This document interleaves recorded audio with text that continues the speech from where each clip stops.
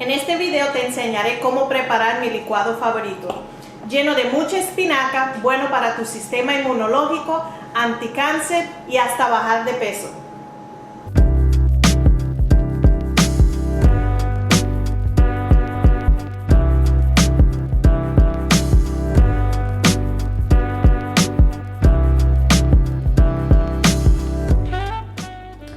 Entonces preparemos mi batida favorita.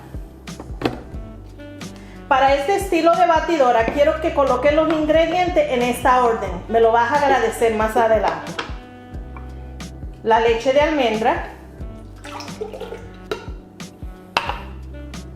un vaso de hielo, 2 puños de espinaca,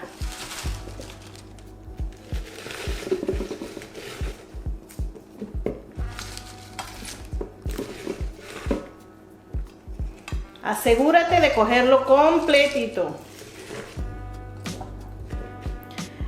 Medio guineo, no te emociones, no le eches el banano completo, medio nada más. Un sobrecito de stevia, miel, monk fruit,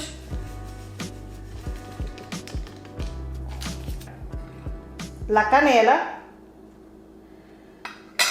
esa es al gusto, y la pasta de almendra, una cucharadita, sin azúcar añadida.